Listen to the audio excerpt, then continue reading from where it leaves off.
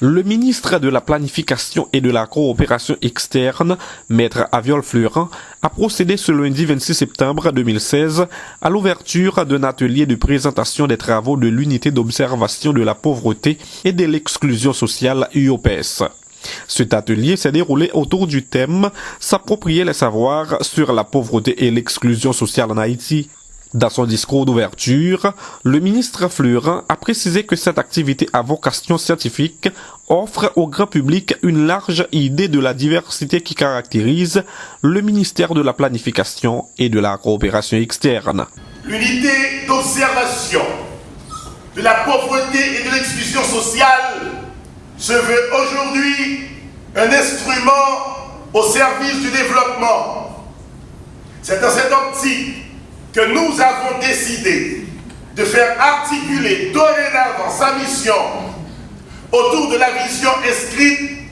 dans le plan stratégique de développement d'Haïti, PSDH, à savoir faire d'Haïti un pays émergent à l'horizon 2030. Selon le ministre, SIDOCE continue de limiter la portée de la fonction de ce ministère à une administration centrale assurant la gestion de la planification du développement et des politiques de lutte contre la pauvreté. Il ignore que le MPCE dispose d'entités spécialisées capables de lui fournir les ressources informationnelles et analytiques nécessaires à l'accomplissement de tâches multiples. J'en profite pour louer le labeur des différents services et responsables du ministère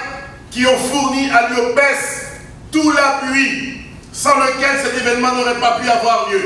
C'est pourquoi, une fois informé de la richesse de ce patrimoine de l'UOPS et de l'intérêt du coordonnateur pour accorder plus de publicité à ce patrimoine, j'ai apporté tout le soutien nécessaire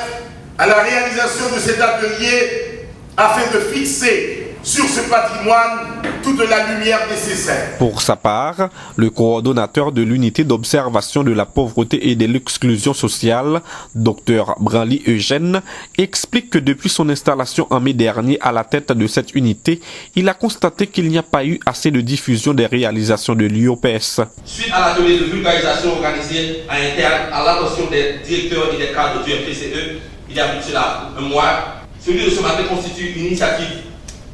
destiné à faire connaître au plus grand public les travaux réalisés à l'UOPS. Vous comprenez donc combien nous considérons votre présence comme un témoignage éloquent de votre intérêt pour les œuvres de l'UOPS. En effet, depuis mon installation à la coordination de l'UOPS en mai dernier, j'ai vite appris à découvrir au fil des semaines la qualité et la quantité des travaux élaborés sur les différents aspects de la pauvreté et de l'exclusion sociale par l'OMPES, désormais transformé à l'UOPS.